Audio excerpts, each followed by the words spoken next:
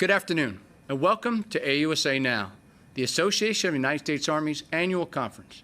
I'm retired Sergeant Major of the Army Daniel A. Daly, Vice President for NCO and Soldier Programs here at AUSA. While we wish we could all be together in our nation's capital this year, that just isn't possible. However, we are very glad you've joined us today and appreciate your continued support. Today's panel discussion is on the Sergeant Major of the Army's This Is My Squad initiative, focused on empowering junior non-commissioned officers. NCOs should know and understand the culture of their units and be empowered to care for their soldiers and families. All members of the total Army team are part of a squad.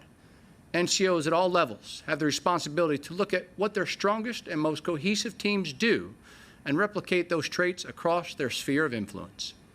Officers must empower and trust NCOs to create a work environment where soldiers want to come to work, train, and grow. And it's imperative the American people understand that the U.S. Army is America's Army.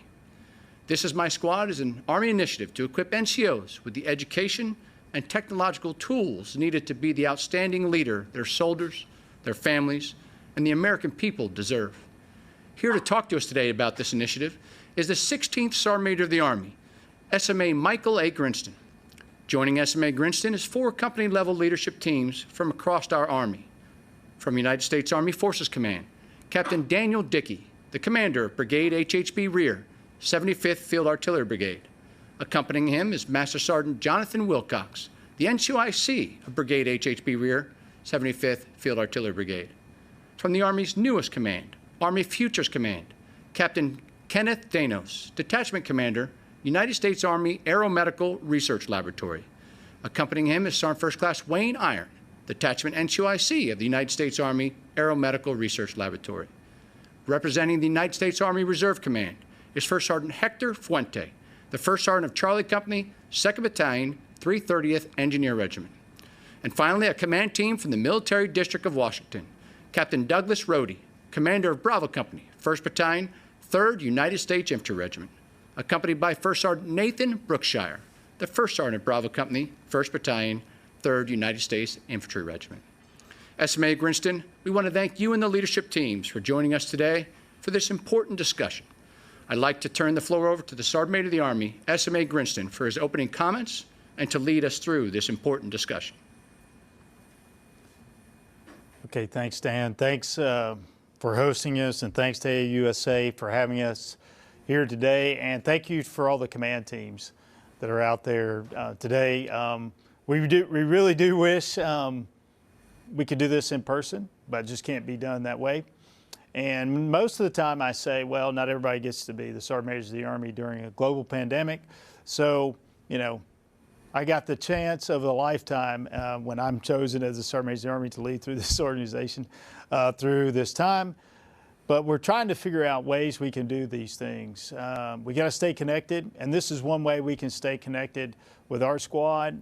It's just by doing these panels, and we can do these panels for multiple ways, and this is indicative of the times we're in now. So I really appreciate all the command teams and AUSA for doing this, so thank you. Today I'm really excited about this one is how has This Is My Squad kind of evolved and where we're taking it in the future. So last year we had a panel of squad leaders. We've done some things at the Army Professional Forum in December where we had squad leaders. This year we're looking at the command teams and what they can do and what you all can do as a leader in the United States Army to enable This Is My Squad. And this is an important topic as we move forward with all the things we do have going on in the world. We've seen, we've got civil unrest, we've got hurricanes and wildfires that are going across our nation. But when it all boils down to is, you know, when I think of people first, you know, I immediately think right after that is This Is My Squad and how we have ownership. It's a positive culture in everything that we do. So I appreciate the candid feedback for everybody, and I'm really excited about this panel. So we're just going to jump right into the questions. So first, briefly tell us about your position and your sphere of influence. And I'll start with Forces Command. Good afternoon, Sergeant Major. I'm Captain Daniel Dickey. I am the Battery Commander for the Rear Provisional HHB for the 75th FA Brigade. And I'm Master Sergeant Jonathan Wilcox, and I'm the Rear Provisional NCOIC and our sphere of influence is 108 teammates, to include 4 DA civilians, Sergeant Major. Okay, thank you. United States Army Reserve.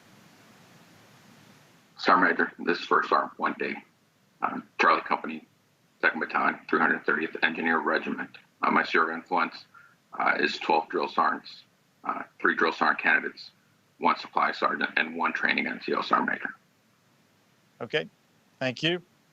And the Military District of Washington. Good afternoon, Sergeant Major. I'm Captain Doug Rohde, Commander of Bravo Company here in the Old Guard. And this is First Sergeant Nate Brookshire. Sergeant Major, our sphere of influence, we have a regular infantry MTO. We're allotted 131 soldiers. We have 126 of those, 32 of which are skill level 2 and 3s with 88 skill level 1, Sergeant Major. Okay. And Army Futures Command. Roger, thank you, Sergeant Major. Captain Ken Danos, Detachment Commander for the United States Army Aeromedical Research Laboratory. Our sphere includes 40 soldiers, and then with Department of the Army civilians and contractors, 200 personnel.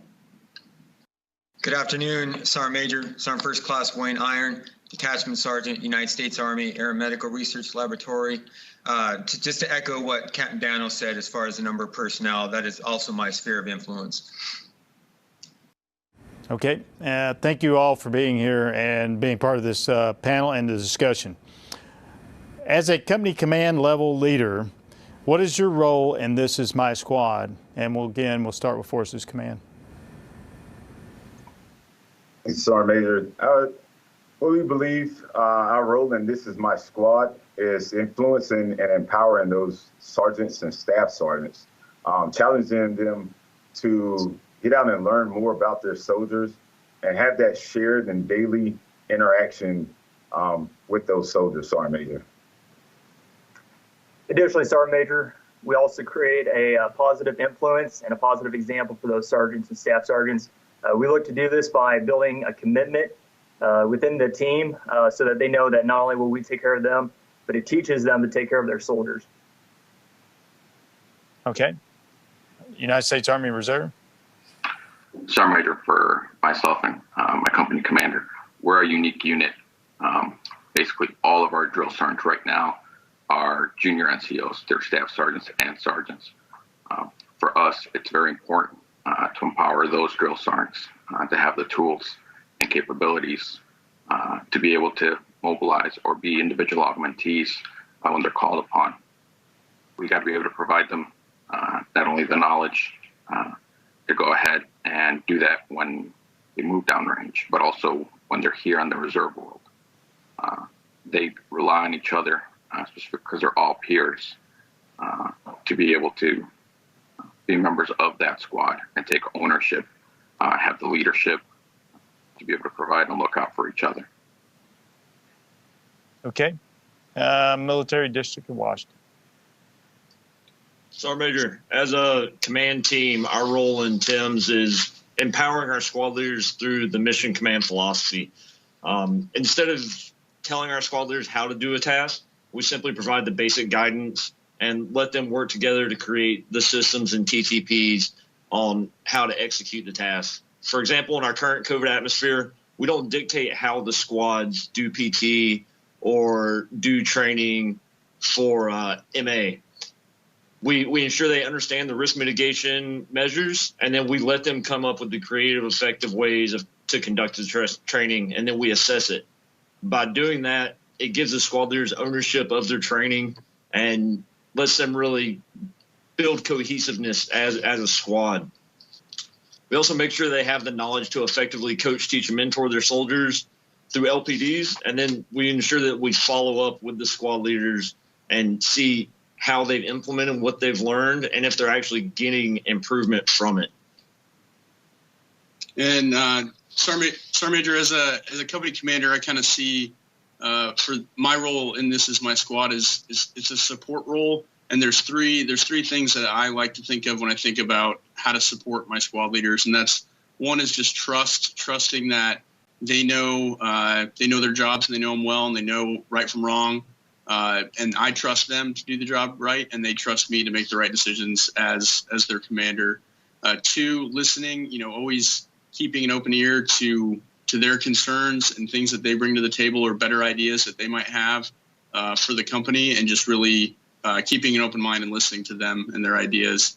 And then last, just knowing them as people, knowing them beyond Staff Sergeant Osborne, beyond Staff Sergeant Schwartz, knowing them, their wives, their families, their culture, kind of what they, when they come to work every day, they bring, how they're shaped at home to work as well. So it's important that we understand, where they come from as a command team and who they are as people. Okay, you bring a valuable point. And First Sergeant, I really like your answer. We don't, tell them exactly what to do. We just let them do it. But how do you get, before I turn it over to AFC, I ask the First Sergeant, is how do you get the feedback that they're in the right direction? What's your mechanism to check to make sure that, yeah, I did it, but are they going in the right direction? You didn't tell them exactly what to do. How did you get the feedback on that? So, for example, Sergeant Major, we just did an LPD I did with them on how to create an effective PT plan where they're setting goals. They're learning about not only PT, but their diet, so that we're keeping everybody within the left and right limit of 600-9 while they're also trying to limit exposure to COVID. So I give them the task of the goals. And then yesterday, actually, I did the follow-up with them, brought all the squad leaders in, made sure that we were still socially distanced, wearing the mask, and asked them very pointed, all right, so what we learned in these classes, how are you implementing it? And then are you seeing improvement upon it? What measures are you taking? And then they'll come to me with both what they're doing and any issues they may have so that I can mentor the squad leaders into how to come up with better options, Sergeant. Okay, yeah, and I like that. And it's not just you give them the task and let them go and you never check. And I think that's what I heard is that you give them freedom to take responsibility, but you also, as a command team, have an obligation to go back and then make sure that they're doing what you said, and you get that feedback. So I really appreciate that. So AFC, the question is, one more time, is as a company command level, what is your role in This Is My Squad, AFC? Yes, Sergeant Major. Our role in This Is My Squad is to work together to develop our NCOs, to make them be empowered, to make those difficult decisions and all decisions that affect the organization and their soldiers sometimes without, a lot of guidance.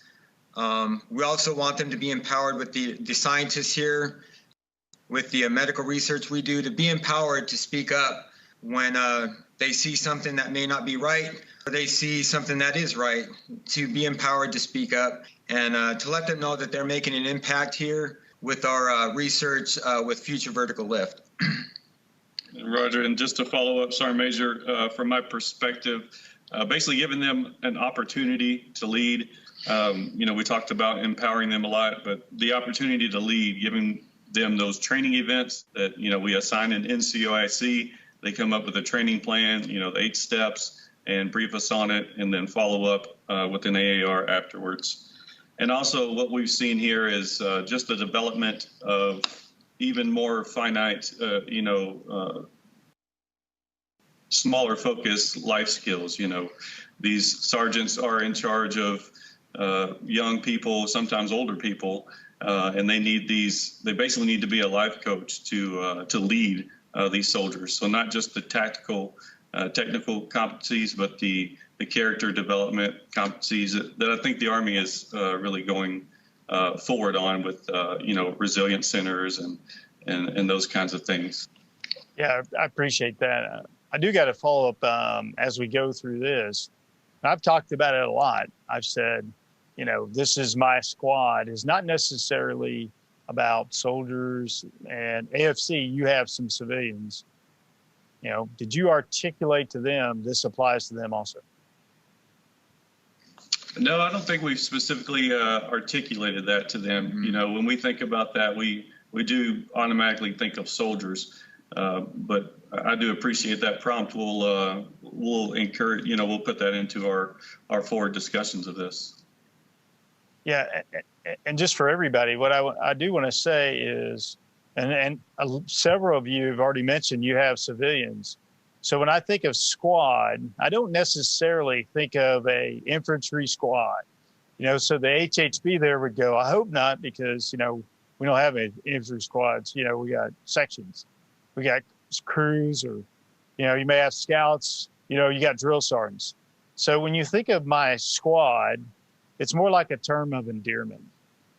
And you can be a member of more than one squad. I could be a member of I like to say one of my favorite squads is my wife, my kids. They are still part of my squad. And I have a civilian in the office of the Sergeant Major of the Army. She is still part of my squad. So think of it sometimes as a term of endearment. And I'd ask everyone, in your roles as a commander or first sergeant at the small unit level, is that you have an obligation that this is more than about a section or a infantry squad. This is about those that are close to you, that and that can recognize you as a person and an individual, and it makes us all stronger together. So I'll just reinforce that point as we get to the next question. So the next question is, how can we, focusing on the developing of the staff sergeants at the company command team, how are you focusing on the development of the staff sergeants at the company command team level? And we'll start with Forces Command. Sergeant Major, with our development of our NCOs, our big focus is ensuring that they're critical thinkers. With that, we're preparing them for future positions of responsibility, such as first sergeant and platoon sergeant positions. Additionally, we're helping them to learn how to develop a positive environment within those squads, how to take care of their soldiers. We're trying to teach them through positive reinforcement and example on our end. And also, Sergeant Major, provide them with the resources, the time and resources. They can pass along to their soldiers, and hopefully they get after fixing any issue or problem at that level, and then they bring it to the chain of command and say, "Hey, this is how we got after it." Sergeant Major. Okay. Do you have a specific vignette that you use to develop them as a critical thinker, so that and a short vignette that you could actually share? So, Sergeant Major, what we do here is, and I'm glad you asked, Sergeant Major. What we do here is ask for our board process here for promotion boards and Soldier of the Month and NCO of the Month board. We ask situational based questions. We just had a board Friday, actually, and one of the situational questions was if a service member came to their squad leader at 1600 on a Friday and they had a pay issue, how would you react? What would you do? And we had the soldier and the NCO walk us through that process step by step, letting us know that they know what agency and where it's located and how they would accomplish this on me. Yeah, first of all, I think we're winning. As the chief says, winning matters. So, good news is you read the DAX order that we put out. So I'm really excited about that. I'm glad you brought that. Is one of the things we've been trying to work on here is how do we operationalize this? We've asked the battalion sergeant majors and the first sergeants to relook at, how do we do these promotion boards, and I really like that idea of making critical thinkers and asking those questions as opposed to using rote memory. Who's the 15th sergeant major of the Army, or probably not a board question, but who's the 16th sergeant major of the Army? As opposed to the situational question. And I really like that, so I appreciate that. Now we're going to the Army Reserve. Again, how can you focus on developing staff sergeants at the company command team level? Sergeant Major, for us, it's really important for them to be educationally sound, both on the civilian side and on the military side. We stress PME, and we stress education. We know that the Army wants forward thinkers nowadays, and we want soldiers to be educationally sound. especially in this COVID environment, a lot of the classes were canceled. So we pushed a lot of distance learning. We encouraged our soldiers to enroll in as many classes they could. We encouraged our soldiers to enroll in online school on the civilian sector. We really want those soldiers to come back with degrees or certificates that they can use, not only on the civilian side, but on the military side. One of the big assets that we had was during this time frame. Our soldier who is representing the U.S. Army Reserve was the first in the division to graduate from sapper school, something that we hadn't seen. We kept encouraging him to attend different schools and excel. And as he continued to excel, he was afforded that opportunity. And that motivated the rest of the company. And now more and more soldiers are starting to catch on and attend those distance learning classes. Yeah, I really appreciate that. And, you know, I could see you having an extremely difficult situation where, you know, you don't have everybody there all day, every day. And I think that professional military education for the Army Reserve is, you know, probably extremely critical to make sure you help the company command team out. So I appreciate that. And we're going to Military District of Washington. Sergeant Major, you know, by focusing on developing staff sergeants as a company command team, that can drive the culture and the winning, you know, the mission success for the company is directly tied to the successes or failures of the staff sergeants in our company. They make decisions every day in garrison or in other units in combat that can have a direct impact on the company and the mission. And, you know, we want to make sure that they have the tools and resources to help out and help their soldiers, mentor their soldiers. You know, they have a little bit more life experience and experience in the Army than the team leaders. So they kind of come with some more tools in their kit bag to help out their squad. And we want to make sure that they have all the resources that they need. And then, because really they're developing the next generation of team leaders and squad leaders below them, and which is extremely important. And just kind of an example for our company, you know, our primary mission here at the Old Guard is to conduct memorial affairs at Arlington National Cemetery. And through conducting memorial affairs, all of our memorial affairs teams, so our casket teams and our firing parties, they are ran by a sergeant or a staff sergeant. And a lot of the times that sergeant or staff sergeant is the senior ranking person in charge of executing that funeral in Arlington National Cemetery, up to 5 funerals a day for just that memorial affairs team. So our full honors casket team leader, his name's Staff Sergeant Mumford. He has executed many of our most high visibility and high risk missions in Arlington National Cemetery, and has just executed to a level that, you know, if we didn't give him the tools that he required as a staff sergeant to train his team, he wouldn't be able to execute. So he trains his team to the highest standard possible. And, you know, there's many other staff sergeants in the company that do the same thing, and they're all doing it at, you know, the same time in Arlington National Cemetery. So really they drive the company, they drive the entire mission for Bravo Company here in the Old Guard. And, you know, his squad, therefore, you know, at a funeral represents not just the Old Guard, but it represents, you know, the Army. So we want to make sure that they provide the best product possible to those families as they lay their loved ones to rest. Also, Sergeant Major, all kind of summed up, the junior soldiers always look to their squad leader for what's right. Even Private Brookshire, before my first deployments, my team leaders kind of shaped and molded me to instill that discipline, but my squad leader was always what was right. And you should always emulate to be like their squad leader. That's the way the junior soldiers should be. So, like Captain Rhodey said, by developing the squad leaders, we're developing the junior soldiers as well. And when we do that, if they're emulating a positive, good knowledge NCO, there's going to be less issues. We're not going to have the issues with like sexual harassment, sexual assault, suicide, racism, all of them that we speak about being issues. and they're going to eventually turn into those good squad leaders down the road that we're looking for.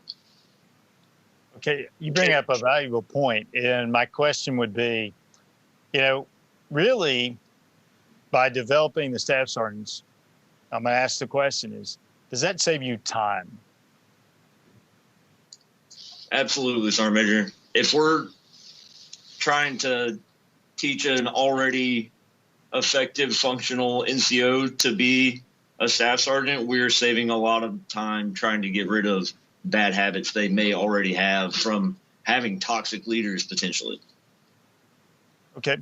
I'm actually going to go across up to the HHB and ask you the same thing. Developing your staff sergeants, do you think that saves you time? Yes, Sergeant Major, it does save time. Like we mentioned before, the staff sergeants, they have the answer to the questions. But if they use that discipline initiative and we trust them to make a informed decision, they take the lead on it and go ahead and square things away without having to come to the chain of command for every single thing that they already know the answer to. So, and the sergeants and the corporals see that, and they say, "Hey, I want to be like my sergeant, my staff sergeant." Sergeant Major. Okay, thanks, First Sergeant. And then we're going to go back to the original question up to the Futures Command. How can focusing on developing staff sergeants help the company command team? Roger. Thank you, Sergeant Major. I think focusing on staff sergeants, just like was previously said, those are the personnel that soldiers see all the time and can influence them. They have longevity in the Army, usually mid-career, so they're going to be influencing more and more people as they go up. So that speaks to your question of, does focusing on staff sergeants save us time? So I think it does in the long run. And then kind of a variation of the question that was spoken to earlier, how do we do it? I think for staff sergeants, two ways. Number one is ensuring we get those key schools, Army schools for them, EO, SHARP, MRT, to develop them, in the way the Army is going, those skills. And the other one is pushing them out of their comfort zone. Just like something like this, the best warrior competition, maybe not all staff sergeants wanted to do it at the time, but we pushed that opportunity to them and let them know that it's going to be a great opportunity and they benefit from it. And also, Sergeant Major, it's really vital and critical that we focus on the development of our staff sergeants. And what I mean by that is giving them tasks, letting them be leaders, and letting them make those mistakes, and letting them know it's okay to make mistakes when they do, because that just makes us human and it makes us better moving forward. And by allowing them to lead their junior soldiers, it's great to see, because I firsthand have seen, my staff sergeants, I'll give my staff sergeant a task and then I'll see them delegate down to the junior soldiers, the E4s, the E3s. And it's just great to see them utilizing those leadership skills, those qualities, and those attributes to empower those junior soldiers. And it just makes, like you said, it does make us have more time to do our job as a command team than wasting organizational energy focusing on the issues that soldiers tend to have. Yeah, I appreciate that. I think sometimes we look at the aftermath of something. If something bad happens, and we go, man, I wish I would have taught them a little bit better. And, the whole point of This Is My Squad is staying positive, a culture that focuses on a positive leader. And if I get that right, and I can do that at the company, maybe battalion, even brigade level, if I get all that right, I don't even know we'll actually understand how much time that'll save us. Is that we just have NCOs out there getting things done. It does come with a little bit of a risk. I acknowledge that, because not everybody's going to get it right. You said it. Everybody here probably has alluded to, at some point in time, they may not get it right. And somebody's got to assume that risk, probably at the company, battery troop level. But I think that's where we're going with this is that, yeah, we may get one or two, may not get it right, but they're going to learn from those mistakes. We got to underwrite that risk. Don't go high and right with some new policy. Just assume that risk. That was one individual didn't get it right. We correct that action. We develop them as an NCO, and then we move on. They're going to be better. So they do have to do it. So I really appreciate those comments. And, just one quick side note is, when I was going through all the boards, there was a lot of times when somebody said, hey, you're going. And I said, well, do I really need to go to those boards? Like, no, you're going. So it's great. There were people along the way that just kind of shoved me through going where I needed to go. So I appreciate your comment. And it was spot on. And then I'll go to our last question is, what can the Army do to help develop your staff sergeants, both operationally and institutionally? Again, over to Forces Command. Great question, Sergeant Major. So after Captain Dick and I spoke about this particular question, we believe that if we had one system of reference at the squad leader fingertips, we think that enable that squad leader to make timely, informed decisions. What do you say? Sergeant Major, this additionally would allow them to assess more information they'd have at the first sergeant, platoon sergeant level, and it helps develop them for those roles, making them better and stronger leaders in the future. Okay. I really appreciate that. The good news is, we're working on the squad leader, My Squad app, and that's the whole goal, is to give them something right there at their fingertips. They got a phone, but how, we've done a lot of things with modernization and technology in the warfighter, but how do we enable those staff sergeants with the My Squad app? And in 3 features in there, first of all, sponsorship, training management, and counseling. So we're really trying to get that through. And I appreciate those comments, and I'll keep working on that. Thank you. Okay, Army Reserve. So I think one way that we can continue to develop and empower those young staff sergeants is to continue to evolve as the Army's growing, as the Army's progressing, as the operational environment's changing, is to continue to go ahead and let those young staff sergeants attend the schools as they're changing. Sometimes we get grandfathered into old methods of thinking, and staff sergeants are coming back, and we're learning that methodologies are changing, training methods are changing.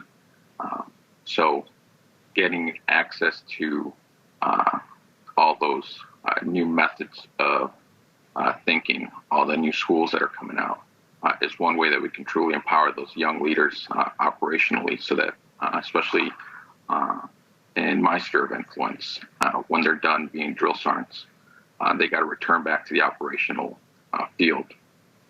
Oftentimes, they don't have that opportunity until they go back to the operational field to learn those new techniques. I think the opportunity to attend some of those new schools that are coming up will be a great way for them to continue to develop as leaders. Yeah, I really appreciate that comment. We're gonna stay focused on PME, and I can say I was really, we're in a unique time, and we did approve some schools to be virtual. BLC and MLC were the two that through COVID kind of stayed virtually. And then what we did during the height of the COVID, we just did some exceptions to policy, so folks didn't have to attend PME in order to get promoted. And that was pretty important that we did that. But I acknowledge what you're saying is we have to get them back to, I'd say, the brick and mortar, so they can actually, get up to date on the latest doctrine. And, recently we just said we're not going to do any more exceptions to policy. They're going to have to go back to school. And that's just a recent change. So none of the MOSs that we were short on, they're all going to go to the advanced leader course and the senior leader course. And those are open right now for brick and mortar, because I agree that it's important to get those folks into school so they stay up on the latest doctrine. So thank you for that comment. Over to you, the MDW. Roger, Sergeant Major. One thing that I think the Army could do is incentivize furthering education. for example, the Army's short on jump masters right now. And in airborne operations, jump masters are taking a lot of the risk with still just getting the same pay that a basic paratrooper is. And maybe since he's accepting more risk, we can incentivize a little more, and it'll motivate more soldiers to go to jump master. Same with Ranger School. Coming from being an RI, seeing how few regular Army enlisted soldiers we have coming through and graduating from Ranger School, I think a little monetary or other type of incentivized motivation would help them attend these schools. They're harder, but they reinstill a lot of the basic task and knowledge that they need to have to be an effective squad leader. And then by, just like with the last question, by getting these younger soldiers to these schools, it's going to help them be more developed, effective squad leaders in the future, Sergeant Major. And Sergeant Major, I think, from my perspective as an infantry company commander, I think the biggest thing is to find a way to give some more time back to squad leaders. I'm thinking more infantry focus here, but giving more time back to staff sergeants to train their squads on individual and team level tactics and techniques. Because I know, my prior experience at the 101st, that was a lot of the AR comments coming out of JRTC was the individual soldier discipline and the team and squad level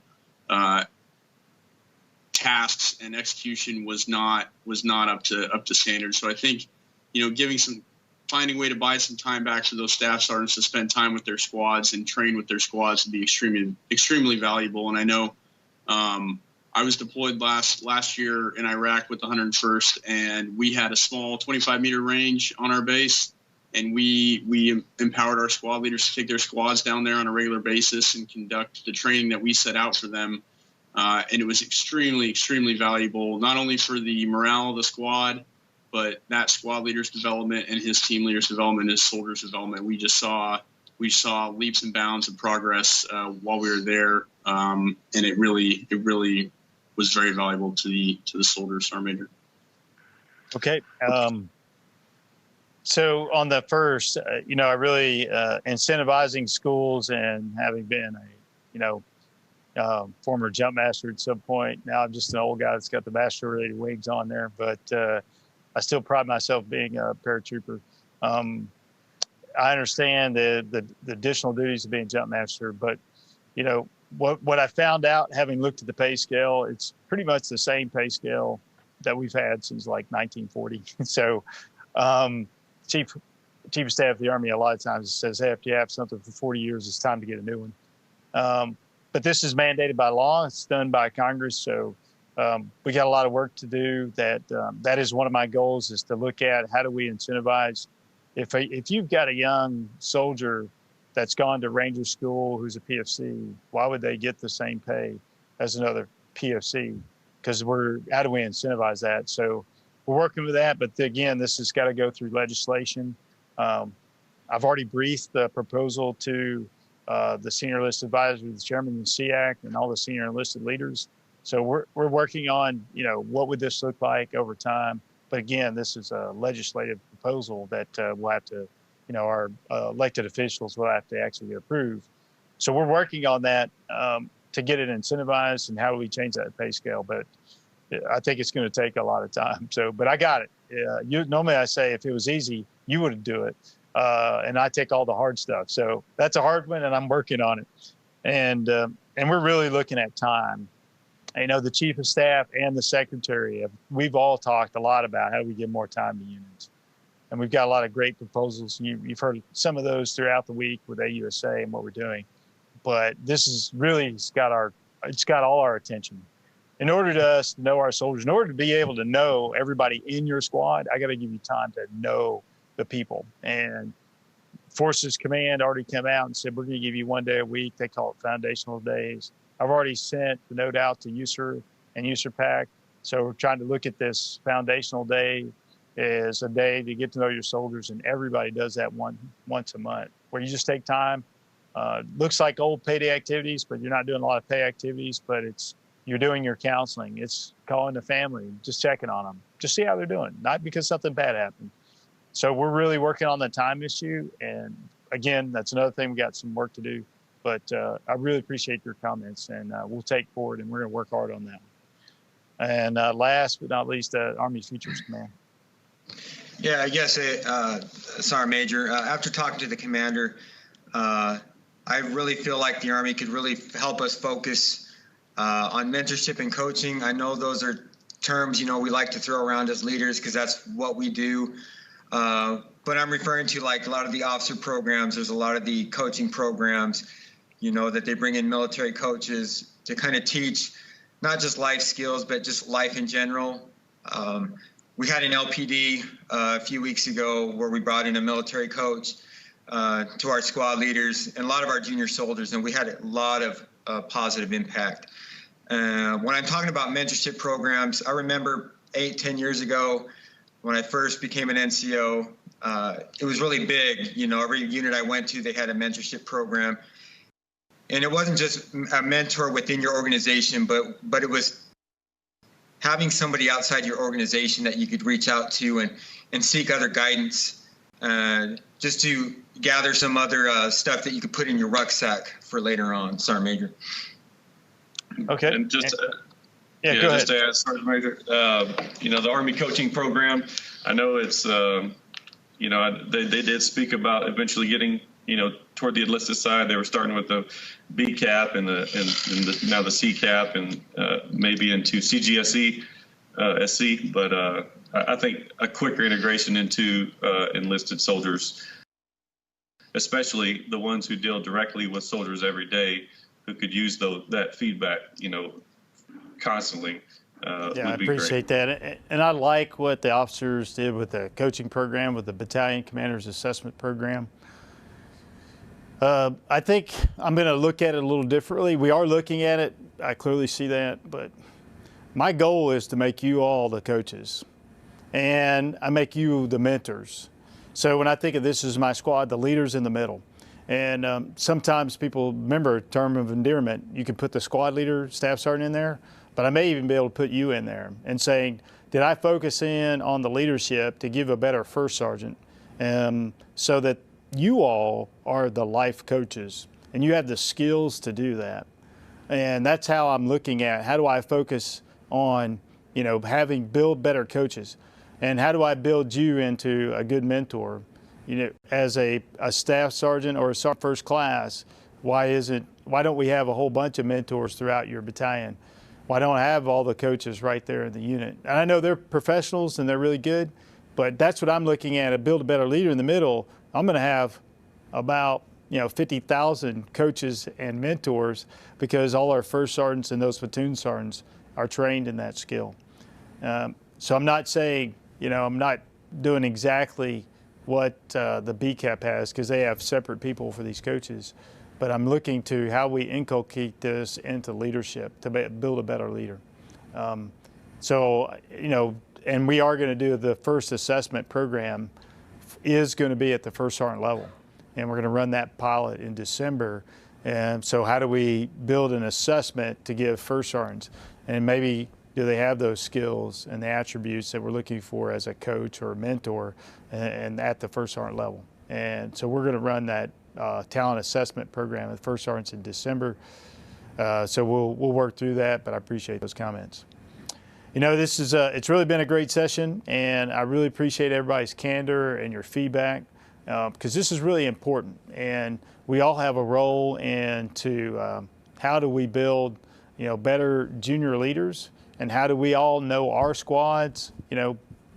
Personal possession, the personal pronoun of my is another great thing that I like about this is my squad, and we all have a role in that, and I really appreciate you all sharing your time and your thoughts. Thanks SMA Daily for hosting this, and thanks to AUSA. SMA Grinston, we want to thank you and the leadership teams again for joining us today and having this important discussion on This Is My Squad and empowering our non-commissioned officer corps. All of us here at AUSA want to thank each of you for what you do for our soldiers, their families, and the American people. And finally, we want to thank all of you who joined us today and those of you that are AUSA members. Membership matters, and through your membership, your support soldiers, Army civilians, and families, and you help us deliver programming like today's discussion. Join AUSA or renew your membership at ausa.org. Thank you.